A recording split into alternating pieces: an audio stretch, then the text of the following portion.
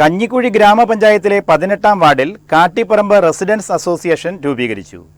പ്രദേശത്തെ സാമൂഹിക കൂട്ടായ്മ ശക്തിപ്പെടുത്തുന്നതിനും ജനകീയ ഇടപെടലുകളിലൂടെ വിവിധ സാമൂഹിക പ്രശ്നങ്ങൾക്ക് പരിഹാരം കാണുന്നതിനുമുള്ള പ്രവർത്തനങ്ങൾക്ക് നേതൃത്വം നൽകുകയാണ് അസോസിയേഷന്റെ ലക്ഷ്യം.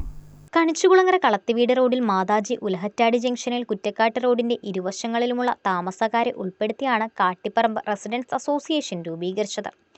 പാതുവാപുരം സെന്റ് ആന്റണീസ് പാരിഷ് ഹാളിൽ നടന്ന ചടങ്ങിൽ മാരാരിക്കുളം പോലീസ് ഇൻസ്പെക്ടർ ജാക്സൺ അസോസിയേഷന്റെ ഉദ്ഘാടനം നിർവഹിച്ചു.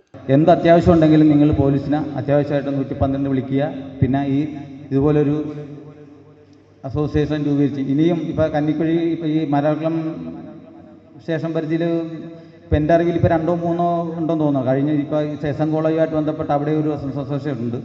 മറ്റുള്ള സ്റ്റേഷൻ പരിധിയിൽ ഇപ്പോൾ ഞാൻ നേരത്തെ കുത്തിയോട് പോലീസ് സ്റ്റേഷൻ വർക്ക് ചെയ്തതാണ്. അവിടെ ഒരു അസോസിയേഷൻ മാത്രമേ ഉള്ളൂ. ഒരു പ്രാവശ്യം ഇതുപോലെ പോയതാണ്, വേറെ ഒന്നുമില്ല.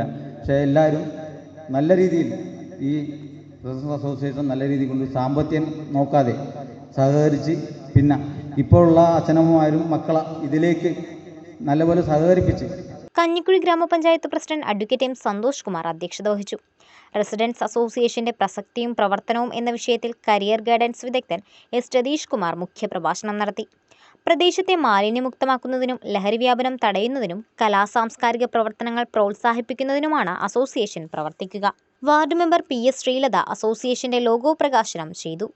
Association president PM Ouseph, ward member Jolly Ajithan, ഇടവക വികാരി ഫാദർ റിജോയുടെ മുറിയിൽ, അസോസിയേഷൻ സെക്രട്ടറി P ബിനുകുമാർ തുടങ്ങിയവർ പങ്കെടുത്തു.